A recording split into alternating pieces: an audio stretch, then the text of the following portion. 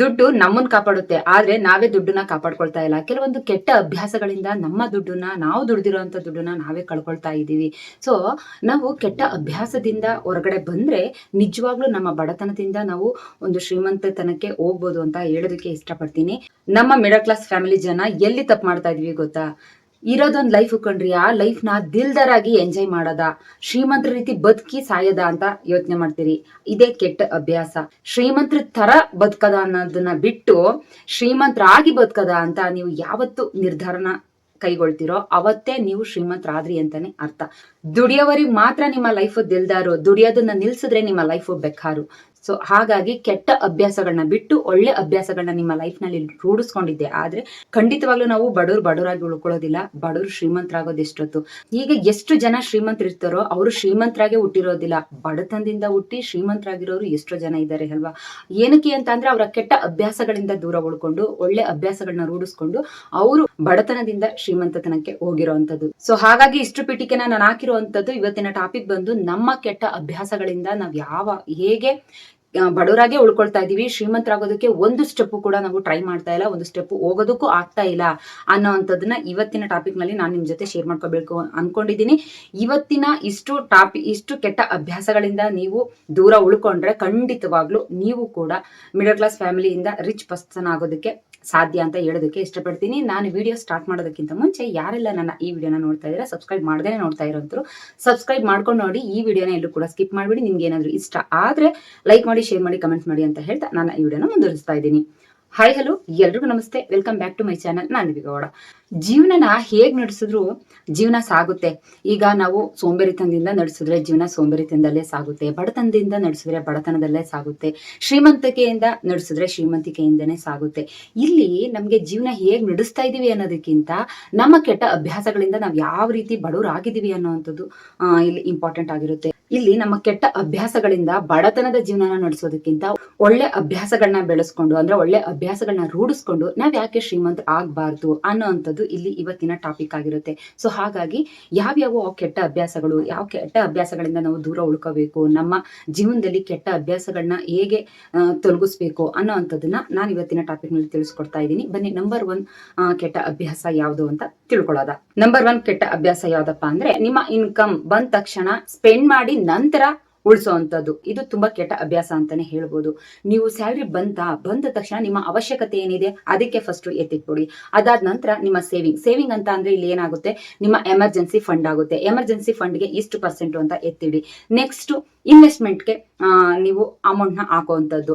ಅದಾದ ನಂತರ ನಿಮ್ಮ ಸ್ಪೆಂಡಿಂಗ್ ಅಂತ ಅಂದ್ರೆ ನಿಮ್ಮ ಖುಷಿಗೋಸ್ಕರ ನೀವೇನೇನೆಲ್ಲ ಆಸೆ ಪಟ್ಟಿದ್ದೀರೋ ಅದಕ್ಕೆ ಅದೇನ್ ಮಿಗುತ್ತೋ ಅದ್ರಲ್ಲೇ ಖುಷಿ ಪಡುವಂತಹ ಅಭ್ಯಾಸನ ಬೆಳೆಸ್ಕೊಳ್ಳಿ.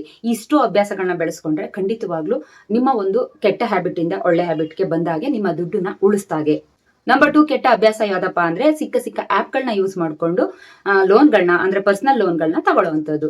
ಇಲ್ಲಿ ನೀವು ಒಂದು ಲೋನ್ ನ ತಗೊಳ್ತಾ ಇದ್ದೀರಾ ಅಂದ್ರೆ ಅವಶ್ಯಕತೆ ಇದ್ರೆ ಮಾತ್ರ ತಗೊಳ್ಬೇಕು. ಅದ್ರ ಬಗ್ಗೆ ಫಸ್ಟ್ ಥಿಂಕ್ ಮಾಡ್ಬೇಕು. ಇದು ನಮ್ಗೆ ಅವಶ್ಯಕತೆ ಇದೆಯಾ, ಇದು ತಗೊಂಡ್ರೆ ನಾವು ರೀಪೇಮೆಂಟ್ ನ ಯಾವ ರೀತಿ ಮಾಡ್ಬೇಕು, ನಮ್ ಕೈಲಿ ಆಗುತ್ತಾ, ನಮ್ಮ ಬಜೆಟ್ಗೆ ಇದು ಹೊಂದುತ್ತಾ ಅನ್ನೋಂಥದನ್ನೆಲ್ಲ ಥಿಂಕ್ ಮಾಡಿ ಅವಶ್ಯಕತೆ ಇದ್ರೆ ಮಾತ್ರ ನೀವು ಆ ಲೋನ್ ನ ತಗೊಳ್ಳುವಂಥದ್ದು. ಸುಮ್ನೆ ಪರ್ಸನಲ್ ಲೋನ್ ತಗೊಳ್ಳುವಂಥದ್ದು, ಸಾಲ ಹಗವಾಗಿ ಸಿಗುತ್ತೆ ಅಂತ ಕ್ರೆಡಿಟ್ ಕಾರ್ಡ್ ಯೂಸ್ ಮಾಡಿ ಸಾಲನ ತಗೊಳ್ಳುವಂಥದ್ದು, ಮತ್ತೆ ಅಕ್ಕಪಕ್ಕದವ್ರ ಹತ್ರ ಸಾಲನ ಮಾಡುವಂಥದ್ದು, ಫ್ರೆಂಡ್ ಸರ್ಕಲ್ ಅಲ್ಲಿ ಕೊಡು ಅಂತ ಈಸ್ಕೊಳ್ಳುವಂಥದ್ದು, ಇಂಥ ಕೆಟ್ಟ ಅಭ್ಯಾಸಗಳನ್ನ ಬಿಟ್ಟು ಇರೋದ್ರಲ್ಲಿ ಜೀವನ ನಡೆಸೋದನ್ನ ಕಲ್ತ್ಕೊಳ್ಳಿ. ಜೊತೆಗೆ ಅವಶ್ಯಕತೆ ಇದ್ರೆ ಮಾತ್ರ ಸಾಲದ ಕಡೆ ಯೋಚನೆ ಮಾಡಿ, ಇಲ್ಲ ಅಂತ ಅಂದ್ರೆ ಅದರಿಂದ ದೂರ ಉಳ್ಕೊಳ್ಳಿ ಅಂತ ಹೇಳೋದಕ್ಕೆ ಇಷ್ಟಪಡ್ತೀನಿ. ಕೆಟ್ಟ ಅಭ್ಯಾಸ ಬೆಳೆಸ್ಕೊಳ್ಳೋದು ತುಂಬಾ ಈಸಿ, ಒಳ್ಳೆದನ್ನ ರೂಢಿಸ್ಕೊಳ್ಳೋದು ತುಂಬಾ ಕಷ್ಟ. ಹಾಗಾಗಿ ಕೆಟ್ಟದನ್ನ ಆದಷ್ಟು ಅವಾಯ್ಡ್ ಮಾಡಿ, ಒಳ್ಳೆದನ್ನ ಆದಷ್ಟು ಅಕ್ಸೆಪ್ಟ್ ಮಾಡಿ ಅಂತ ಹೇಳೋದಕ್ಕೆ ಇಷ್ಟಪಡ್ತೀನಿ. ನಂಬರ್ 3 ಯಾವ್ದಪ್ಪ ಅಂದ್ರೆ, ಅಡ್ವರ್ಟೈಸ್ಮೆಂಟ್ಗಳು ಜೊತೆಗೆ ಪ್ರಮೋಷನ್ಸ್ ಗಳನ್ನ ನೋಡಿ ನೀವು ದುಡುಕಿ ಬೀಳುವಂತದ್ದು. ಇಲ್ಲಿ ಸೆಲೆಬ್ರಿಟಿಗಳು ಅಡ್ವರ್ಟೈಸ್ಮೆಂಟ್ ಮಾಡ್ತಾ ಇದ್ದಾರೆ ಅಂತ ಅಂದ್ರೆ ಕಣ್ಣು ಮುಚ್ಕೊಂಡು ಆ ಪ್ರಾಡಕ್ಟ್ ಗಳನ್ನ ತಗೊಳ್ಳುವಂಥದ್ದು, ಅಥವಾ ಯೂಟ್ಯೂಬರ್ಸ್ ಗಳು, ನಿಮ್ಮ ಫೇವ್ರೆಟ್ ಯೂಟ್ಯೂಬರ್ಸ್ ಏನ್ ಪ್ರಮೋಷನ್ ಮಾಡಿದ್ರು ಕೂಡ ಆ ಪ್ರಾಡಕ್ಟ್ ಬಗ್ಗೆ ಕಣ್ಣು ಮುಚ್ಕೊಂಡು ತಗೊಳ್ಳುವಂಥದ್ದು. ಇದು ತುಂಬಾ ದೊಡ್ಡ ತಪ್ಪು. ನೋಡಿ, ಅವ್ರಿಗೆ ಅದು ರಿಸಲ್ಟ್ ಬಂದಿದೆ ಅಂದ್ರೆ ನಿಮಗ್ ಬರ್ಬೇಕು ಅನ್ನೋಂಥದ್ದು ಏನು ಇಲ್ಲ. ನೀವು ಫಸ್ಟ್ ಅದ್ರ ಬಗ್ಗೆ ಫುಲ್ ಡೀಟೇಲ್ಸ್ ನ ತಗೊಳ್ಳಿ. ಫುಲ್ ಡೀಟೇಲ್ಸ್ ನ ತಗೊಂಡು ಇದು ವರ್ತ್ ಇದೆಯಾ, ಇದು ಯೂಸ್ ಆಗುತ್ತಾ, ಇದು ಕ್ಲಿನಿಕಲಿ ಅಪ್ರೂವ್ಡ್ ಕೂಡ ಅಂತೆಲ್ಲ ಯೋಚನೆ ಮಾಡಿ ಮಾತ್ರ ನೀವು ಅದಕ್ಕೆ ದುಡ್ಡು ಖರ್ಚು ಮಾಡುವಂಥದ್ದು, ಆ ಪ್ರಾಡಕ್ಟ್ ನ ತಗೊಳ್ಳುವಂಥದ್ದು. ಸುಮ್ನೆ ಎಲ್ರೂ ಹೇಳ್ತಾರೆ, ಎಲ್ರೂ ನನ್ಗೆ ಈ ರೀತಿ ಇತ್ತು, ನಾನು ಇದನ್ನ ಯೂಸ್ ಮಾಡಾದ್ಮೇಲೆ ನನ್ಗೆ ಈ ರೀತಿ ಆಯ್ತು, ಅವ್ರಿಗೆ ರಿಸಲ್ಟ್ ಬಂದಿರ್ಬೋದು. ಯಾಕಂದ್ರೆ ಅದು ಅವ್ರ ಅನುಗುಣವಾಗಿ ಆ ಪ್ರಾಡಕ್ಟ್ ಇರ್ಬೋದು. ನಿಮ್ಗೆ ಅದು ಯೂಸ್ ಆಗುತ್ತಾ ಅನ್ನೋಂಥದ್ದನ್ನ ನೋಡ್ಬೇಕಾಗುತ್ತೆ. ತಗೊಳ್ಳೋ ಆಗಿದ್ರೆ ರಿಸಲ್ಟ್ ಬರ್ಬೇಕು, ನೀವ್ ಅನ್ಕೊಂಡಿದ್ದು ಆಗ್ಬೇಕು. ಹಂಗಿದ್ರೆ ಮಾತ್ರ ತಗೊಳ್ಳಿ. ಸುಮ್ನೆ ಈ ಯೂಟ್ಯೂಬರ್ಸ್ ಏನೋ ಒಂದು ಪ್ರಮೋಷನ್ ಮಾಡ್ತಾರೆ ಅಂದ್ರೆ ಅದನ್ನು ತಗೊಳ್ಳೋದು, ಇದು ಬರ್ಲಿಲ್ಲ, ರಿಸಲ್ಟ್ ಬರ್ಲಿಲ್ಲ ಅಂತ ಹೇಳಿ ಅದನ್ನ ತೂಗಿ ಎಸೆಯೋದು, ಮತ್ತೆ ಬೇರೆದನ್ನ ತಗೊಳ್ಳೋದು, ಬೇರೆ ಪ್ರಾಡಕ್ಟ್ ಯೂಸ್ ಮಾಡಿ ಅದು ಸುಮ್ನೆ ನಿಮ್ಗೆ ಯೂಸ್ ಆಗ್ಲಿಲ್ಲ ಅಂದ್ರೆ ಅದನ್ನು ಎಸೆಯೋದು. ಇದ್ರಲ್ಲೂ ದುಡ್ಡನ್ನ ಇನ್ವೆಸ್ಟ್ಮೆಂಟ್ ಮಾಡಿರ್ತೀರಾ, ಅದ್ರಲ್ಲೂ ದುಡ್ಡನ್ನ ಇನ್ವೆಸ್ಟ್ಮೆಂಟ್ ಮಾಡಿರ್ತೀರಾ. ಎರಡು ಕೂಡ ಲಾಸ್ ಆಗುತ್ತೆ, ಕೊನೆಗೆ ನಿಮ್ಮ ಸ್ಕಿನ್ ಕೂಡ ಹಾಳಾಗುತ್ತೆ. ಸೊ ಹಾಗಾಗಿ ಪ್ರಮೋಷನ್ ವಿಡಿಯೋ, ಅಡ್ವರ್ಟೈಸ್ಮೆಂಟ್ ವಿಡಿಯೋನ ನೀವು ನೋಡಿ ಏನಾದ್ರೂ ಪರ್ಚೇಸ್ ಮಾಡ್ಬೇಕು ಅಂದ್ರೆ ಅದ್ರ ಬಗ್ಗೆ ಫುಲ್ ಡೀಟೇಲ್ಸ್ ನ ತಗೊಂಡು ನೀವು ಅದಾದ ನಂತರನೇ ಅದಕ್ಕೆ ದುಡ್ಡನ್ನ ಹಾಕುವಂಥದ್ದು. ಸುಮ್ನೆ ಅನ್ನೆಸೆಸರಿ ಯಾರೋ ಏನೋ ತೋರಿಸಿದ್ರು ಅಂತ ಏನೂ ತಗೊಳೋದಕ್ಕೆ ಹೋಗ್ಬೇಡಿ. ನಿಮ್ಮ ಸ್ಕಿನ್ ಟೋನ್ ಬೇರೆ ಇರುತ್ತೆ, ನಿಮ್ಮ ಸ್ಕಿನ್ ಸ್ಟ್ರಕ್ಚರ್ ಬೇರೆ ಇರುತ್ತೆ, ಅವರ ಸ್ಕಿನ್ ಸ್ಟ್ರಕ್ಚರ್ ಆಗಿರ್ಬೋದು, ಸ್ಕಿನ್ ಟೋನ್ ಆಗಿರ್ಬೋದು ಬೇರೆ ಇರುತ್ತೆ. ಸೊ ಹಾಗಾಗಿ ಅವ್ರಿಗೆ ರಿಸಲ್ಟ್ ಬಂತು ಅಂತ ನೀವು ದುಡುಕಿ ಅದನ್ನ ತಗೊಳೋದಕ್ಕೆ ಹೋಗ್ಬೇಡಿ. ಫಸ್ಟ್ ನೀವು ಅನಲೈಸ್ ಮಾಡಿ ಅದ್ರ ಬಗ್ಗೆ, ಈ ಪ್ರಾಡಕ್ಟ್ ವರ್ತ್ ಇದೆಯಾ ಅಂತ ಹೇಳಿ ಅನಲೈಸ್ ಮಾಡಿ ದುಡ್ಡನ್ನ ಇನ್ವೆಸ್ಟ್ಮೆಂಟ್ ಮಾಡಿ. ಇಲ್ಲಿ ಯೂಟ್ಯೂಬರ್ಸ್ ಪ್ರಾಡಕ್ಟ್ ನ ತಗೊಳ್ಳೇಬೇಡಿ ಅಂತ ಹೇಳ್ತಾ ಇಲ್ಲ, ಅದು ತಪ್ಪಾಗುತ್ತೆ. ಅವ್ರಿಗೆ ರಿಸಲ್ಟ್ ಬಂತು ಅಂತ ನೀವು ದುಡುಕಿ ತಗೊಳ್ತಿರಲ್ಲ, ಅದು ತಪ್ಪು ಅಂತ ಹೇಳೋದಕ್ಕೆ ಇಷ್ಟಪಡ್ತಾ ಇದ್ದೀನಿ. ಈ ಕೆಟ್ಟ ಅಭ್ಯಾಸನ ಬಿಟ್ಟು ನಿಮ್ಗೆ ವರ್ತಿರೋ ಅಂತದನ್ನ ಮಾತ್ರ ನೀವು ಅಕ್ಸೆಪ್ಟ್ ಮಾಡಿ, ತೋರಿಸಿದನ್ನೆಲ್ಲ ತಗೊಳೋದಕ್ಕಿಂತ ನಿಮ್ಗೆ ವರ್ತಿರೋ ಅಂತದನ್ನ ತಗೊಳ್ಳೋದು ಬೆಸ್ಟ್ ಅಂತ ಹೇಳೋದಕ್ಕೆ ಇಷ್ಟಪಡ್ತಾ ಇದ್ದೀನಿ. ನಂಬರ್ 4 ಯಾವ್ದಪ್ಪ ಅಂದ್ರೆ ಆಫರ್ ಇದೆ ಅಂತ ಸಿಕ್ಕದನ್ನೆಲ್ಲ ಪರ್ಚೇಸ್ ಮಾಡೋದು. ಈ ಕೆಟ್ಟ ಅಭ್ಯಾಸನ ನೀವು ಬಿಡ್ಬೇಕಾಗುತ್ತೆ. ಆಫರ್ ಇದೆ ಅಂತ ಅಂದ್ರೆ ಅವರು ದಡ್ರಲ್ಲ, 1000 ರೂಪಾಯಿ ಡ್ರೆಸ್ ನ 500 ರೂಪಾಯಿಗೆ ಕೊಡೋ ಅಂತವ್ರು. ಅವರಲ್ಲಿ 500 ರೂಪಾಯಿ ಇರೋಂತ ಡ್ರೆಸ್ ಅನ್ನೇ ನಿಮ್ಗೆ 1000 ರೂಪಾಯಿ ಬೆಲೆ ತೋರಿಸಿ ಅದ್ರಲ್ಲಿ 50% ಡಿಸ್ಕೌಂಟ್ ಅಂತ ಮಾಡಿ ಅದನ್ನ 500 ರೂಪಾಯಿಗೆ ಕೊಡುವಂಥದ್ದು. ಅದ್ರ ವರ್ತ್ ಬೆಲೆ ಬಂದೆ 500 ರೂಪಾಯಿ ಆಗಿರುತ್ತೆ. ನೀವು ಅದನ್ನ ಏನೇನೋ ಯೋಚನೆ ಮಾಡ್ದೇನೆ, ಅಯ್ಯೋ 1000 ರೂಪಾಯಿ ಇತ್ತು MRP, ಡಿಸ್ಕೌಂಟ್ ಹೋಗಿ 500 ರೂಪಾಯಿ ಬಂತು ಅಂತ ಹೇಳಿ ಕಣ್ಣು ಮುಚ್ಕೊಂಡು ಸಿಕ್ಕಿದ್ದು ಆಫರ್ಗಳು ಏನೇನೆಲ್ಲ ಆಫರ್ ಇದೆ ಅದನ್ನೆಲ್ಲ ತಗೊಳ್ಬಿಡ್ತೀರಾ. ಇದು ತುಂಬಾ ದೊಡ್ಡ ತಪ್ಪು. ಆಫರ್ಗೆ ಮುಗಿ ಬಿದ್ದು ಯಾವ್ದನ್ನು ಪರ್ಚೇಸ್ ಮಾಡೋದಕ್ಕೆ ಹೋಗ್ಬಾರ್ದು. ನಿಮ್ಗೆ ಅವಶ್ಯಕತೆ ಇರುವಂತದ್ದು ಏನಾದ್ರೂ ಆಫರ್ ಅಲ್ಲಿ ಸಿಕ್ಕಿದ್ರೆ ಮಾತ್ರ ತಗೊಳ್ಳೋದಕ್ಕೆ ಮುಂದಾಗಿ ಅಂತ ಹೇಳೋದಕ್ಕೆ ಇಷ್ಟಪಡ್ತೀನಿ. ನಂಬರ್ 5 ಯಾವ್ದಪ್ಪ ಅಂದ್ರೆ ನಿಮ್ಗೆ ನಾಲೆಡ್ಜ್ ಇಲ್ದೇನೆ ಯಾವ್ದಕ್ಕೂ ಕೂಡ ದುಡ್ಡನ್ನ ಹಾಕೋದಕ್ಕೆ ಹೋಗ್ಬೇಡಿ. ಈಗ ಫಾರ್ ಎಕ್ಸಾಂಪಲ್ ಹೇಳ್ಬೇಕು ಅಂತ ಅಂದ್ರೆ ಯಾರೋ ಏನೋ ಬಿಸ್ನೆಸ್ ಮಾಡ್ತಾ ಇರ್ತಾರೆ, ಅವ್ರ ಬಿಸ್ನೆಸ್ ಅಲ್ಲಿ ಲಾಭ ತಗೊಳ್ತಾರೆ ಅಂತ ಹೇಳಿ ನೀವು ಅದೇ ರೀತಿ ನಾನು ಮಾಡ್ಬೇಕು ಅಂತ ಹೇಳಿ ಆ ಬಿಸ್ನೆಸ್ಗೆ ಹಣನ ಹೂಡಿಕೆ ಮಾಡೋದಾಗಿರ್ಬೋದು. ಇಲ್ಲ ಅಂತಂದ್ರೆ ಯಾರೋ ಬಡ್ಡಿಗೆ ಬಿಡ್ತಾ ಇದಾರೆ, ಅವ್ರಿಗೆ ಬಡ್ಡಿಗೆ ಬಿಡುವಂತ ಕೆಪಾಸಿಟಿ ಇದೆ, ಅವ್ರ ಅಕಸ್ಮಾತ್ ಕೊಡ್ಲಿಲ್ಲ ಅಂತ ಅಂದ್ರೆ ಇವರು ಅವ್ರ ಹತ್ರ ಯಾವ ರೀತಿ ದುಡ್ಡನ್ನ ವಸೂಲಿ ಮಾಡ್ಕೋಬೇಕು ಅನ್ನೋಂತ ಜಾಣ್ಮೆತನ ಇವ್ರ ಹತ್ರ ಇರುತ್ತೆ. ಸೊ ಹಾಗಾಗಿ ಇವರು ಬಡ್ಡಿ ವ್ಯವಹಾರನ ಮಾಡ್ತಾರೆ. ನೀವು ಇಲ್ಲ ನಂದು ಒಂದ್ ಸ್ವಲ್ಪ ನನ್ಗೂ ಕುತ್ತಿದ ಹತ್ರ ಸುಮ್ನೆ ದುಡ್ಡು ಬರುತ್ತಲ್ವಾ, ಒಂದಿಷ್ಟು ಅಂತ ಅಮೌಂಟ್ ಕೊಟ್ರೆ ಅದಕ್ಕೆ ಇಂಟ್ರೆಸ್ಟ್ ಸೇರಿಸಿ ಕೊಡ್ತಾರಲ್ವಾ ಅಂತ ಹೇಳಿ ಆ ದುಡ್ಡನ್ನ ಗೊತ್ತಿಲ್ದೇನೆ ಇರೋರ್ ಮುಖಾಂತರ ಬಡ್ಡಿ ಆಸೆಗೋಸ್ಕರ ದುಡ್ಡನ್ನ ಕೊಡೋದಾಗಿರ್ಬೋದು. ಇಲ್ಲ ಅಂದ್ರೆ ನಮ್ ದುಡ್ಡು ಇನ್ನೂ ಸ್ವಲ್ಪ ಬೇಗ ಬೆಳಿಲಿ ಅಂತ ಹೇಳಿ ಚೀಟಿಗಳನ್ನ ಹಾಕುವಂಥದ್ದು. ಅಂದ್ರೆ ಒಂದು ಚೀಟಿನ ಹಾಕ್ತಾ ಇದೀವಿ ಅಂದ್ರೆ ಅಕ್ಕಪಕ್ಕ ತುಂಬಾ ವಿಚಾರಿಸಿ ನೀವು ಚೀಟಿನ ಹಾಕ್ಬೇಕಾಗುತ್ತೆ. ಸ್ವಂತ ಮನೆ ಇದೆ ಅಂತ ನೀವು ಚೀಟಿನ ಹಾಕಿದ್ರು ಕೂಡ, ಈಗ ಸ್ವಂತ ಮನೆ ಒಂದ್ 50 ಲಕ್ಷಕ್ಕೆ ಇಟ್ಕೊಂಡಿರ್ತಾರೆ ಅಂತ ಅಂದ್ರೆ ಚೀಟಿ ಒಂದ್ 4-5 ಚೀಟಿನ ನಡೆಸ್ತಾ ಇದಾರೆ ಅಂದ್ರೆ 1 ಕೋಟಿ 2 ಕೋಟಿ ಚೀಟಿನ ನಡೆಸ್ತಾ ಇದಾರೆ ಅಂದ್ರೆ 50 ಲಕ್ಷ ಯಾವ ಮೂಲೆಗೆ ಅಲ್ವಾ. ಸೊ ಹಾಗಾಗಿ ನೀವು ಚೀಟಿನ ಹಾಕ್ಬೇಕು ಅಂತ ಅಂದ್ರೆ ಎಲ್ಲದನ್ನು ವಿಚಾರಿಸಿ ನೀವು ಚೀಟಿನ ಹಾಕೊಳ್ಳಿ. ದುಡ್ಡು ಕಳ್ಕೊಳ್ಳೋದಕ್ಕೆ ಹೋಗ್ಬೇಡಿ. ಒಂದೊಂದು ರೂಪಾಯಿಗೂ ಕೂಡ ತುಂಬಾ ಬೆಲೆ ಇದೆ. ನಿಮ್ಮ ದುಡ್ಡಿಗೆ ನೀವೇ ಮೋಸ ಮಾಡ್ಕೊಳ್ಳೋ ರೀತಿ ಆಗ್ಬಾರ್ದು. ಸೊ ಹಾಗಾಗಿ ಹಿಂದೆ ಮುಂದೆ ವಿಚಾರಿಸಿ ಯಾವ್ದನ್ನ ಎಲ್ಲಿ ಹೂಡಿಕೆ ಮಾಡ್ಬೇಕು ಅನ್ನೋಂಥದ್ದನ್ನ ಕಲ್ತ್ಕೊಳ್ಳಿ. ದುಡ್ಡಿನ ಆಸೆಗೋಸ್ಕರ ಎಲ್ಲಿ ಬೇಕ್ ಅಲ್ಲಿ ಹೇಗ್ ಬೇಕ್ ಹಾಗೆ ಇನ್ವೆಸ್ಟ್ಮೆಂಟ್ ಮಾಡೋದಕ್ಕೆ ಹೋಗ್ಬೇಡಿ. ಯಾರನ್ನೋ ನೋಡಿ ನಾವು ಬೇಗ ಮುಂದುವರಿಬೇಕು ಅನ್ನೋದಕ್ಕೋಸ್ಕರ ದುಡ್ಡನ್ನ ಕಳ್ಕೊಳ್ಳೋದಕ್ಕೆ ಹೋಗ್ಬೇಡಿ ಅಂತ ಹೇಳೋದಕ್ಕೆ ಇಷ್ಟಪಡ್ತೀನಿ. ನಂಬರ್ 6 ಯಾವ್ದಪ್ಪ ಅಂದ್ರೆ ಹಣದ ವಿಚಾರದಲ್ಲಿ ತಪ್ಪು ನಿರ್ಧಾರಗಳನ್ನ ತಗೊಳ್ಳುವಂಥದ್ದು, ತಪ್ಪು ರಾಂಗ್ ಡಿಸಿಷನ್ಗಳನ್ನ ತಗೊಳ್ಳುವಂಥದ್ದು. ಹೇಗೆ ಅಂದ್ರೆ ಏನೋ ಒಂದು ಪರ್ಚೇಸ್ ಮಾಡ್ತಾ ಇದ್ದೀರಾ, ಜಮೀನ್ ಪರ್ಚೇಸ್ ಮಾಡ್ತಾ ಇದ್ದೀರಾ, ಮನೆನ ಪರ್ಚೇಸ್ ಮಾಡ್ತಾ ಇದ್ದೀರಾ, ಸೈಟ್ ನ ಪರ್ಚೇಸ್ ಮಾಡ್ತಾ ಇದ್ದೀರಾ ಅನ್ನೋಂಥ ಟೈಮ್ನಲ್ಲಿ ತುಂಬಾ ಹುಷಾರಾಗಿ ಇರಬೇಕು ದುಡ್ಡಿನ ವಿಷಯದಲ್ಲಿ. ಈಗ ನಾವು ಒಳ್ಳೇದನ್ನ ಮಾಡ್ತಾ ಇದೀವಿ, ಈಗ ಸೈಟ್ ಪರ್ಚೇಸ್ ಮಾಡುವಂಥದ್ದು ಒಳ್ಳೇದೇ. ಸೈಟ್ ಪರ್ಚೇಸ್ ಮಾಡಿ ಒಳ್ಳೆ ಕೆಲಸ ಮಾಡ್ತಾ ಇದೀವಿ ಅಂತ ಹೇಳಿ ಅದ್ರ ಬಗ್ಗೆ ಏನೋ ಗೊತ್ತಿಲ್ದೇನೆ ನೀವು ಪರ್ಚೇಸ್ ಮಾಡಕ್ ಹೋದ್ರೆ ಅದು ರಾಂಗ್ ಡಿಸಿಷನ್ ಆಗುತ್ತೆ. ಸೊ ಹಾಗಾಗಿ ಒಂದು ಪ್ರಾಪರ್ಟಿನ ನೀವು ಏನೇ ಒಂದು ಅಸೆಟ್ಸ್ ಗಳನ್ನ ಪರ್ಚೇಸ್ ಮಾಡ್ತಾ ಇದ್ದೀರಾ ಅಂದ್ರೆ ಅದ್ರ ಹಿಂದೆ ಮುಂದೆ ವಿಚಾರಿಸ್ತೇನೆ ಯಾವ್ದಕ್ಕೂ ಕೈ ಹಾಕೋದಕ್ಕೆ ಹೋಗ್ಬೇಡಿ. ದಿಢೀರ್ ಅಂತ ತಾಳು ಇವತ್ತು ಈ ಬೆಲೆ ಇನ್ನೊಂದು 15 ದಿವಸಕ್ಕೆ 20 ದಿವಸಕ್ಕೆ ಜಾಸ್ತಿ ಆಗ್ಬಿಡುತ್ತಂತೆ, ಅವ್ರು ಆಲ್ರೆಡಿ ಇದನ್ನ ಕೇಳ್ಕೊಂಡು ಹೋಗಿದಾರಂತೆ, ನಾವೀಗ ಏನಾದ್ರು ತಗೊಳ್ಳಿಲ್ಲ ಅಂತ ಅಂದ್ರೆ ಇನ್ನು ಇದ್ರ ಬೆಲೆ ಜಾಸ್ತಿ ಆಗಿ ಅವ್ರು ತಗೊಂಡ್ಬಿಡ್ತಾರೆ, ಪೈಪೋಟಿನಲ್ಲಿ ತಗೊಳ್ಳುವಂಥದ್ದು. ಈ ರೀತಿ ಎಲ್ಲ ಮಾಡೋದಕ್ಕೆ ಹೋಗ್ಬೇಡಿ. ಫಸ್ಟ್ ಒಂದ್ ಪ್ರಾಪರ್ಟಿನ ತಗೊಳ್ತಾ ಇದ್ದೀರಾ ಅಂತ ಅಂದ್ರೆ ಅದ್ರದ್ದು ಹಿಂದೆ ಮುಂದೆ ವಿಚಾರಿಸ್ಬೇಕು. ಇದ್ರದ್ದು ಒರಿಜಿನಲ್ ವ್ಯಾಲ್ಯೂ ಏನಿದೆ ಅಂತ ವಿಚಾರಿಸ್ಕೊಳ್ಬೇಕು. ಇದು ಲೀಗಲ್ ಡಾಕ್ಯುಮೆಂಟ್ಸ್ ಇದೆಯಾ ಅನ್ನೋಂಥದ್ದನ್ನ ವಿಚಾರಿಸ್ಕೊಳ್ಬೇಕು.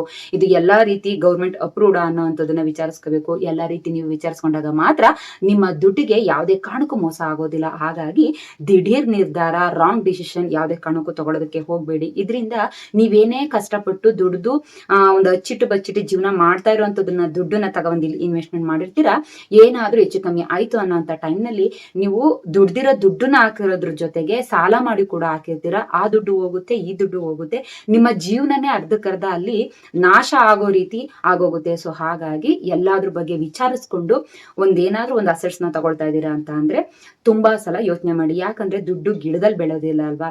ಸೊ ಹಾಗಾಗಿ ಯೋಚನೆ ಮಾಡಿ ಮುಂದುವರಿರಿ ಅಂತ ಹೇಳೋದಕ್ಕೆ ಇಷ್ಟಪಡ್ತೀನಿ.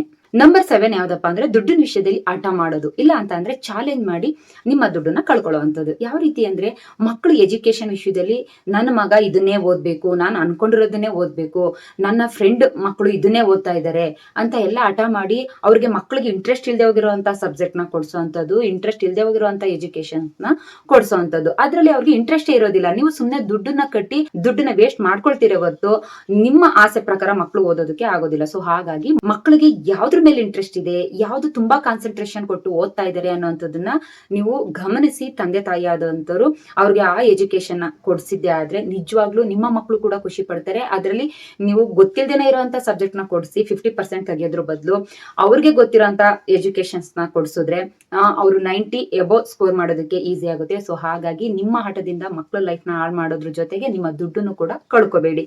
ಮತ್ತೆ ಇನ್ನೊಂದೇನಂದ್ರೆ ಚಾಲೆಂಜ್ ಮಾಡುವಂತದ್ದು. ಯಾರೋ ಏನೋ ತಗೊಂಡಿದ್ದಾರೆ ಅಂತ ಅಂದ್ರೆ ಯಾವ್ದೋ ಒಂದು ಫಂಕ್ಷನ್ಗೆ ಹೋಗಿ ಏನಾದ್ರು ನೋಡ್ಬಿಟ್ಟಿರ್ತೀರಾ ಅಂದ್ರೆ ನೀವು ಅದನ್ನೇ ತಗೊಳ್ಳುವಂಥದ್ದು. ಈಗ ಸರಿ ಅವರು ಬೈಕ್ ತಗೊಂಡಿದಾರಾ, ನಾನು ಕಾರ್ ತಗೊಳ್ತೀನಿ. ಅವರು 10,000 ರೂಪಾಯಿ ಸೀರೆ ತಗೊಂಡಿದ್ದಾರಾ, ಸಿಲ್ಕ್ ಸ್ಯಾರಿ ತಗೊಂಡಿದ್ದಾರಾ, ನಾನು 15,000 ರೂಪಾಯಿ ತಗೊಳ್ತೀನಿ.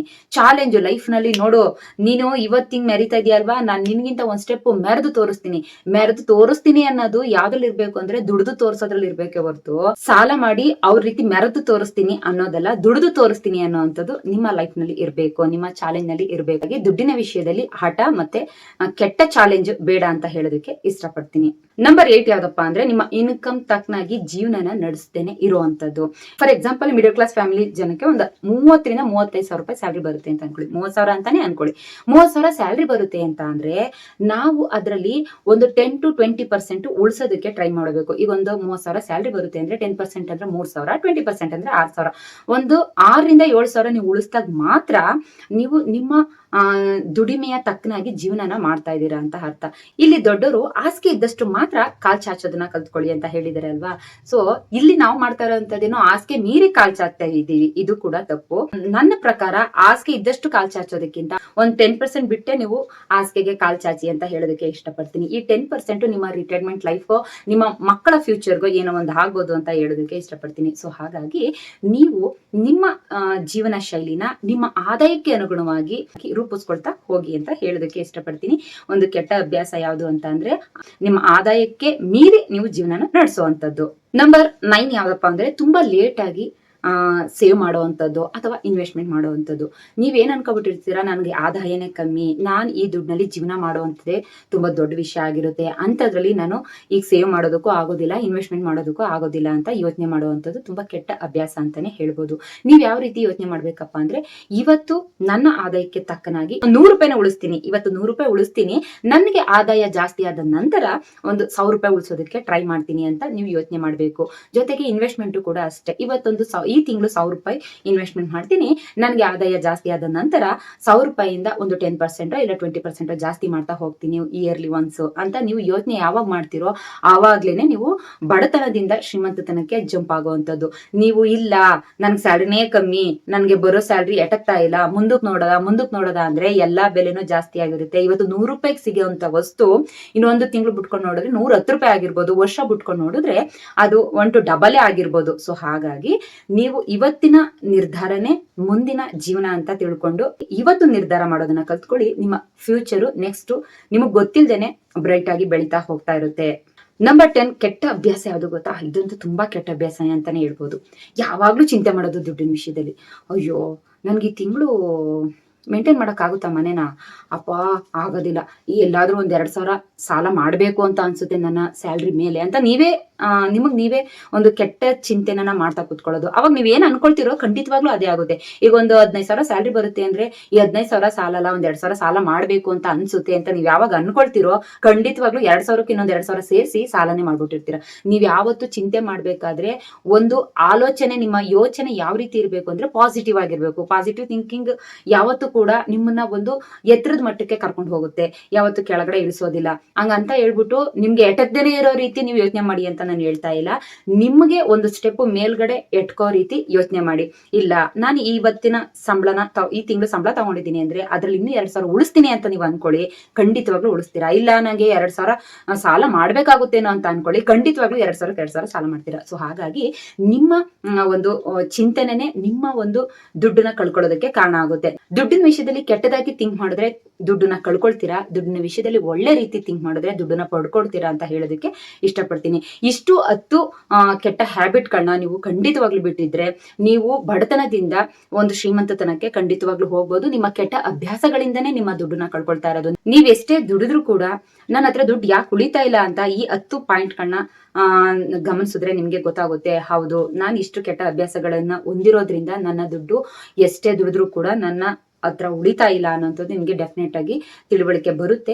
ಸೊ ಹಾಗಾಗಿ ನಿಮ್ಮ ಕೆಟ್ಟ ಡಿಸಿಷನ್ಸ್ ಗಳಿಂದ, ಹಠಗಳಿಂದ, ಬೇರೆಯವ್ರ ಹತ್ರ ಚಾಲೆಂಜ್ ಮಾಡೋದ್ರಿಂದ ನಿಮ್ ದುಡ್ಡು ಹೀಗೆ ನೀರ್ ಪೋಲಾದಂಗೆ ಪೋಲ್ ಆಗ್ತಾ ಇರುತ್ತೆ. ಸೊ ಈ ಅಭ್ಯಾಸಗಳನ್ನ ಬಿಟ್ಟು ಒಳ್ಳೆ ಅಭ್ಯಾಸಗಳನ್ನ ರೂಢಿಸ್ಕೊಳ್ಳಿ ಅಂತ ಹೇಳ್ತಾ ನನ್ನ ಈ ವಿಡಿಯೋನ ಮುಗಿಸ್ತಾ ಇದ್ದೀನಿ. ಯಾಗೆಲ್ಲ ನನ್ನ ಈ ವಿಡಿಯೋ ಇಷ್ಟ ಆಯ್ತು ಲೈಕ್ ಮಾಡಿ, ಶೇರ್ ಮಾಡಿ, ಕಮೆಂಟ್ಸ್ ಮಾಡಿ ಅಂತ ಹೇಳ್ತಾ ನೆಕ್ಸ್ಟ್ ಒಂದು ಒಳ್ಳೆ ವಿಡಿಯೋ ಜೊತೆ ನಾನು ನಿಮ್ ಮುಂದೆ ಬರ್ತೀನಿ. ನಿಮ್ಗೆ ಯಾರಿಗಾದ್ರೂ ವಿಡಿಯೋ ಬೇರೆ ರೀತಿ ಬೇಕು ಅಂತ ಅಂದ್ರೆ, ಹಣಕಾಸಿನ ವಿಡಿಯೋ ಆಗಿರ್ಬೋದು, ಯಾವ ರೀತಿನಾದ್ರೂ ಮೋಟಿವೇಶನಲ್ ವಿಡಿಯೋ ಆಗಿರ್ಬೇಕು ಬೇಕು ಅಂತ ಅಂದ್ರೆ ನಂಗೆ ಕಮೆಂಟ್ ಸೆಕ್ಷನ್ ಅಲ್ಲಿ ಕಮೆಂಟ್ ಮಾಡಿ, ಖಂಡಿತವಾಗ್ಲೂ ನಿಮ್ಗೆ ಯೂಸ್ ಆಗೋ ರೀತಿ ವಿಡಿಯೋ ಮಾಡ್ತೀನಿ ಅಂತ ಹೇಳ್ತಾ ನಾನು ಈ ವಿಡಿಯೋನ ಮುಗಿಸ್ತಾ ಇದ್ದೀನಿ. ಜೈ ಹಿಂದ್, ಜೈ ಕರ್ನಾಟಕ. ಮತ್ತೆ